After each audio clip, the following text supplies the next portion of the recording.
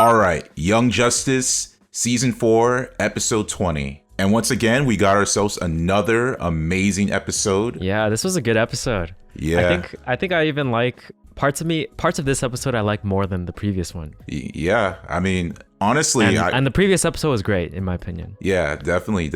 I think to me... I want to start off talking about, to me, what's the highlight of this episode, which is this whole plot line with Lor-zod, with Mathis, and Malafalak going to the Phantom Zone, trying to get the Phantom... What was it? Now I'm forgetting the Phantom Zone. The Phantom Zone projector. So they can free General Zod. Basically, from Metatron. Metron? To me, that's my favorite.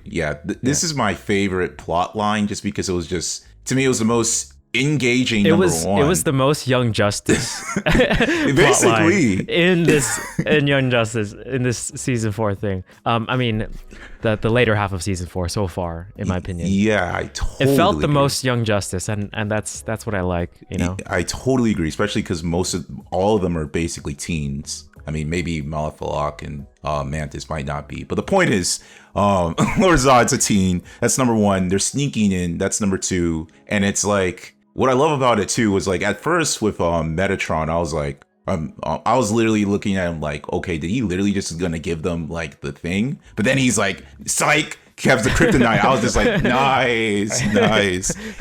And what I thought was interesting... Yeah, he's way too trusting. That's true. That is true. It's like, tell us which box. Don't free him. Free him after you get the thing. Yeah, that's definitely true. But yeah, Metron's just like, psych, I'm getting out of here, fools.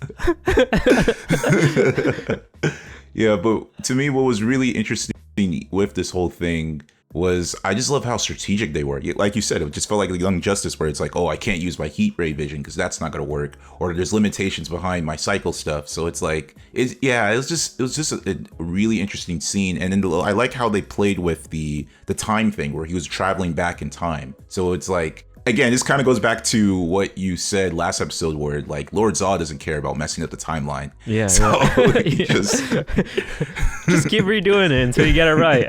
Basically. I mean, I do find it very, very convenient though that if a part of the Sun Eater goes inside, and then they close it, then it just dies, or the part that goes inside is dead. So yeah. That's pretty convenient. That's pretty convenient. That is good convenient, but yeah, it was definitely interesting. And to me, that was probably the highlight.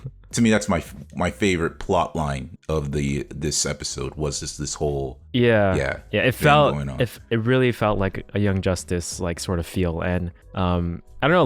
Lor-zod seems pretty cool. His purpose is to save his parents, which is, to him, you know, he's the hero of this story, even though he's messing with the time stream and everything, and it doesn't care about it. It's so amazing. Even the part when the red dust was after him, I was scared for them. I was like, oh no, I don't want the red dust to attack them, which is crazy because they're the antagonists. Yeah. That's why it was such an interesting watch, because like I had mixed feelings. Like, for one, I don't like Magan's brother, Macomb. Yeah. He just strikes me as a very arrogant, like, I mean, why would you like a guy that's trying to genocide his own people? But, exactly. But in this episode, I didn't mind him, you know? Like, he played well, he used his powers well, and he had limitations, which was cool to see. Yeah. And comparing this to the other plot line, the other main plot line, which is with Rocket, Voyager, the Green Lanterns, Jake Eric talking with the New Gods. Jake Eric, yeah. Yeah, that whole plot line to me just, it seemed like they were really, in fact, funny enough, not Jake Eric, or I think it's Orin, if I'm correct, Orin? You're talking about Orion. There we go. I was like, are we back at the Atlantis arc? No, just kidding. Arian. Yeah. Aaron, yeah. No. Orion. Even Orion kind of admit, like, what we're doing is kind of pointless. And it literally felt like that plot line, there was literally nothing really progressing. We got a great scene from it, though. We got Bear slapping Forager. That was a funny scene. I enjoyed that slap. It was just like, the reaction from Forager was funny, and the animation was funny. Yeah, it is a nice slap, but it was just like that was the best thing we got from this entire like conference arc so far with Rocket. Exactly. And to me, it just makes me, again, it's a criticism I have to bring up, because these people are our main at least their avatars are they're supposed to be our main storyline, and it's just like the most weakest and kind of just like it's just yeah, there. But we talked about it previously. It hasn't changed, so we don't have to beat on a dead horse. Yeah, for the most part. And obviously Metron coming in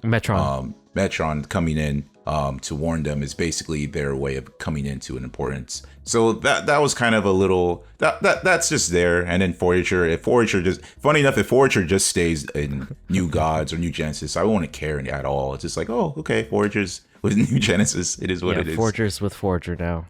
Yeah. He's got to just follow his heart. Yeah, he definitely. I like how Metron's just like, come with me if you want to save the universe. Even though like literally the day before he was messing up the place. It's just this guy, I swear. He just likes to use, he looks at everything as just his little experiment. So it's just like whatever he needs to do to get people to do what he needs to do. Yeah, that's what it is. I think he deserves a really big slap. Yeah. Another plot point that came in that was kind of far away for a while is the Beast Boy thing, and we got to see him with Dinah. I don't know why I call him Diana, but Dinah. And I think it was interesting because although it is sort of the theme of therapy, and there was a little bit of the kind of the being on the nose with like all the problems and whatnot. At the same time, one thing that I really did like was this idea that superheroes feeling helpless. Right, I kind of like that theme that they kind of brought up with it, which was very interesting. I just think Beast Boy's voice actor is a great actor. Like, if he did not have the acting chops for it, that scene would not have hit as hard. And it was a well delivered scene for sure, mainly because of the acting. Yeah, the performances is really, really, really on point. Yeah, and I will say though, as someone who listens to a lot of audio and edits it, like I could tell that they were using slightly different rooms and microphones to record it. Oh, and it kind of threw me off a little sometimes. But that it's very, very it's very hard to notice, I guess, if you're not editing audio like all the time. I definitely didn't really notice that when I was coming in for that. Yeah, but to me, what I even liked about it is like we always forget the fact that Beast Boy is sort of like he started his own team as well, and he's sort of like a leader. And I always forget that responsibility aspect of it. And I can now understand even more why he's like, I want to do this on my own or do this by myself. I can take care of it. Because it's like, it's sort of that like adult figure, or that person is like, once you start something, you feel more responsible. So it's like, I have a more of a empathy towards what Beast Boy's going through watching this episode. I never didn't have empathy for Beast Boy. I just felt like, I don't know, maybe they couldn't have made this its own episode for Beast Boy, but maybe they could have potentially. That's fair. But it just felt like earlier it was a bit dragging. Mm-hmm. But of course it's supposed to be set up for this payoff, which the payoff was good overall. I just think they probably could have done some of the setup a little bit better in terms of the flow. Yeah. But I definitely felt for Beast Boy throughout. It's just I think they could have done the earlier parts better. The payoff was good. This episode scene with Beast Boy was good. Yeah, I totally agree. And on to another plot point is Conor in the Phantom Zone. And you know what's so interesting? Because at one point I was asking myself, like, does Conor get an arc? And now I'm realizing, oh, this whole Phantom Zone plotline is his arc. So I was just like, wait a minute. So this is what do you thought about this whole Phantom Zone Dru-Zod converting Conor to be one of his soldiers? Yeah, I mean, we're basically he's having flashbacks to his old memories as well as recent memories of Mars. So I'm guessing he's just playing along. He knows exactly what he's doing. And he's just waiting for the moment to punch Zod in the face.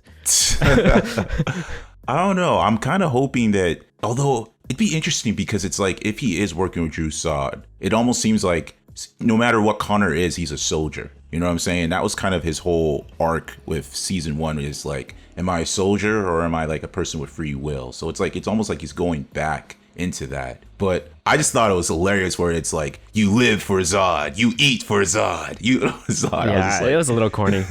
It was corny, but I was just like, this is very interesting. So yeah, that's a very interesting thing. And I'm really curious with, especially with Lor-Zod's plan to bring them out. I'm almost curious of like what, again, going back to the Zatanna thing, what is Zatanna really going to do? Because if Lor-zod brings them out, then Conor's free, and there's no point of them bringing Conor alive. So at this point, I give up on the whole Zatanna thing. I think that was just a tease. Zatanna just like, oh, his soul's not at rest. Oh shit, am I gonna do anything? Okay. That like legit, I give up on it. I'm not even, I don't even care anymore. Yeah, like I think it was just a tease to remind us, or like to intro us into this whole Phantom Zone thing. I'm hoping. Okay, part of me would hate that to tease, but then part of me is like, I'm kind of hoping that, because if Lor-zod completes his plan and they all come out, it's like, I don't know. Unless there's two Conors, and unless it's like a different timeline Conors, I don't know. It's just going to be weird. That's all I can say about that. Yeah, and I mean, he could be potentially slightly brainwashed. Who knows? But I'd like to think all those flashbacks mean it could mean two things. It means he's playing along and he knows and has those memories, or whenever Zod mentioned something about family or something like that, he had those flashbacks and was like, oh, that's family. This can be family too. So maybe he is kind of dumb right now, but we'll see what happens later. But one thing I did like that they brought up was with Phantom Girl, which is like, why the hell hasn't she woke up? And I'm glad someone addressed that, because I was thinking to myself, like, is anybody going to ask that this girl's been like sleeping the whole time? Yeah, so, I don't know if that explanation makes any sense, because technically, if they don't change in the Phantom Zone, then why did Conor essentially start losing his mind? And then he also got scratched as well. So you don't heal in the Phantom Zone. So how do you not die? Like, what if you get completely scratched up and whatnot? So it's very confusing. Some of the rules don't make sense together. I guess it's like you can feel pain, but at the end of the day, as long as you have your will, that's what keeps you, I guess, sane. That's the way they're describing it. The rules are a little bit weird. But how about someone sleeping? Like, are they essentially just immortal? They don't have to have any will whatsoever? Yeah. Do they dream? I don't know. There's a lot of questions regarding the Phantom Zone. Yeah, with Phantom Girl especially, I really, they need to explain why she's just can be okay just sleeping this whole time, or exhausted or whatever, knocked out this whole time, because it is a little too weird. I guess that's our explanation. That's the rule of the Phantom Zone. She entered asleep. She's just gonna stay asleep until coming out. That's probably all we're gonna get, to be honest. Okay, we'll see. And the only another gripe I kind of had, although I guess it wasn't really much of a main plot line, was the Kid Flash and Legion plot line. I thought with what happened last episode, it seemed like they were gonna try to stop Lor-zod, but I was assuming they would go and meet up or stop him from actually trying to pick up the thing right now, since that's the thing he's doing. But since it's not showing that, I don't know what's going on with that. Like, are they just gonna go back in time, or? Right. I mean, I'm not super familiar with the treadmill, but I believe the treadmill does time travel stuff, right? Okay. Yeah, if anybody knows about that, let us know, because to me, it seems like for everything that's going on, it just seems a little weird for them not to be involved right now. So it's like, I am 80% sure that it deals with time travel. Yeah, it should for sure. But again, other than that was an amazing episode, and we're going to read the comments. All right. I feel like we got a good amount of comments this time, right? Yeah, don't worry. I'll just kind of like summarize for most part. Right. I want to definitely acknowledge the seeing Razorback comment. It's funny because when I made last video, I wasn't sure how many people actually watched Green Lantern, the animated series, but it seems like most of you guys did watch it. So I'm glad that I wasn't the only person who knew about the series. So yeah. You want to shout out some names, I guess? So Tevya mentioned it, Razor, and then Undead ET mentioned it as well. Yeah. Let's see. Ash District 76 mentioned it. Ashtastic mentioned it, but yeah. So we got a good amount of Razor fans, basically. Yeah, and again, people who also watch Green Lantern, the show. But to be fair, like I said, it came around when Young Justice, so wouldn't be too much of a surprise that people watch that. But so those are mainly those comments. As far as any other comments that are not about that, we have AC Double Films. I agree with you with the gripe about character arcs becoming less focused on the characters after Artemis. If Rocket got as shoved in, oh, sorry, let me repeat that. If Rocket's gotten as shoved into the background of her own arc as she has now, then my hopes aren't necessarily high for when the show rolls around to my favorite character. Sorry, I'm a little confused by the last sentence. Which one? AC double films, the last part where he says if Rocket's gotten as shoved into the background. Okay, so basically AC's saying that because Rocket has been shafted in this arc, her own arc technically, then AC doesn't have high hopes for when his favorite character comes around. So I'm assuming he's talking about Nightwing. I don't know. who's your favorite character, AC? Yeah, I'm assuming because that's the only arc we haven't seen so far. So that would make my conclusion, but who knows? But I can you basically sum up. I mean, I don't know if I have low hopes, but I know how you feel. Yeah. All right.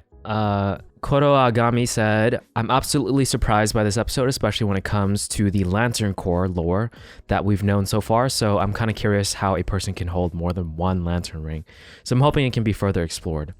It's a very interesting concept for sure. Like, it's kind of funny. I had like a dream like two weeks ago about wearing a blue and green lantern ring. Really? So this is why you like the episode so much. It fulfilled a dream. It fulfilled a fantasy. Yeah, I don't know. It was such a cool concept that I was like, oh, red and blue, that's cool too. But yeah, blue and green made like teal, so it's my favorite color. And I don't know how it works. I have always thought that you could wear multiple rings, but I don't see that too often in comics. Like I know a couple times like Batman wore the yellow lantern ring, Superman in the Injustice comics wore the yellow lantern ring. How Jordan has worn so many different rings. But yeah, I never two at the same time, or at least I can't think of a moment. So yeah, hopefully they do show us more of that. I'm very interested. Yeah. Sorry, I was trying to read Opie Cat Goddess because this person has like a really long comment. But if I can summarize, it was basically talking about the different adaptions to the Legions of Superheroes and hoping that Young Justice were to do this in a more, I'm assuming they wanted a different, like its own spin-off series, which we kind of mentioned that before, that I think with all these characters it'd be more easier if they kind of did also a spin-off series. It's Opal Cat Goddess, not what Opal Cat Goddess. Yeah. Okay. Yeah, that's the summarize for that long comment. Yeah, I feel like you said opai, which means like boobs in Japanese. That's what I heard. So I would have just correct you just in case. I apologize for that. I apologize. That incorrect pronunciation. All right, let's see. I think we have. There's one with Marsh 3888. Sure, I got it.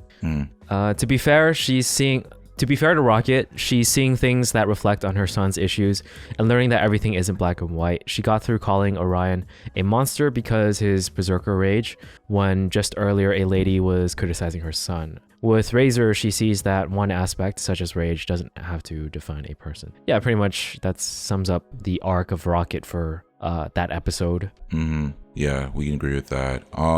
The Washington 20 says basically he says, I see their gripe with Rocket and the lack of relevance in the story, but I think I know why it is and why it worked with Artemis and why it isn't going to work with Rocket. Artemis already had her arc back in season 1, dealing with her identity, being known, losing her love, Wally in season 2, and now she's come back into her 3-episode arc with a fuller, fleshed out character. Had they killed Wally and revealed her identity to a fleshed out character in 3 episodes arc the same way they're doing to Rocket, then Artemis wouldn't be where Rocket is now. And had Rocket gone through her own development with her son and learned from the lessons they already and then come into her 3-episode arc, she would be better fleshed out as Artemis was, and would have more of an understanding to what's happening and would therefore be more relevant to the plot. A little unfortunate. Yeah, I do agree with you. for the most part. Like, of course, we know that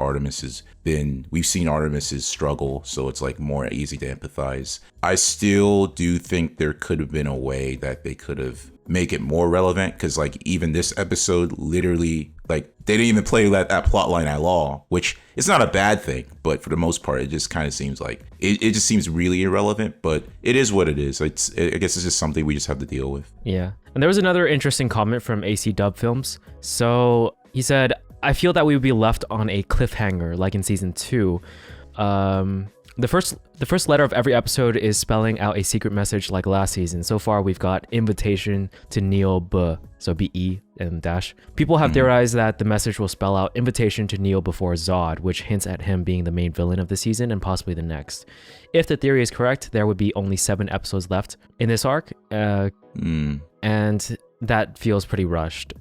So yeah, I don't know if... I really hope they don't have like a cliffhanger in terms of like them leaving the Phantom Zone and then that's it. Because for me personally, I'm really, really hoping that they do a thing where they fight Zod at the end. Because they always do something pretty big at the end of each season. Yeah. That would be... I don't know. That would really make me more mad. Because we still don't know if there's going to be a season 5. So is this going to be like, are you serious? And not to mention, we still have like... We still have Darkseid. We still have all these other people in the role. Yeah. So, and also, like, last season's was prepare for the anti-life equation, and technically they concluded it in season 3. That's the comment I made. But that was a very interesting thing that I didn't even realize before, is that they're spelling out stuff with the titles.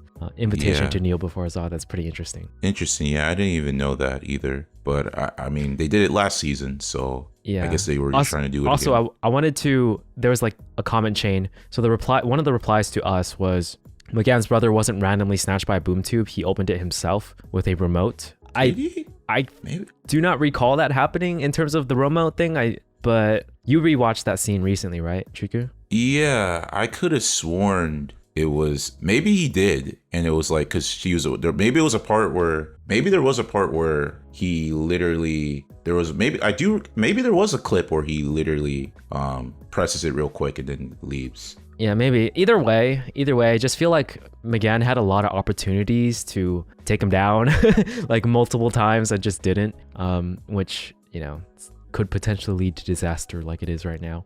But yeah, that... And also, I want to say boom tubes are kind of like a very, very OP thing, and I feel like they do not utilize Cyborg and Halo enough. It's like, oh yeah, we gotta go to Mars, guys, and then let's hit up Cyborg. Boom tube, you're there. Exactly. No, instead they spend like a month or something on Bioship or Baby. Yeah, exactly. So it's kind of strange to me that they don't utilize boom tubes more. Exactly. And funny enough, they actually brought that kind of up with this episode, with the meeting where New Genesis was like, dude, we should have Cyborg and Halo since they have the Mother Box in them. So, well, Mother Box and Father Box, because Cyborg is Father Box in this. Yeah, Father Box. So that is a point. And I mean, that was the whole point, that Darkseid, as long as Darkseid doesn't have those two, the balance is in quote unquote Vandal Savage's scale. Keyword quote unquote, because doesn't seem like he's really doing anything with them, but we'll see. But that was most of the comments. We're sorry if we didn't get everyone since there were so many, but we really appreciate the comments, guys. yeah, be sure to like and subscribe and comment, and we will see you on the next one. Peace.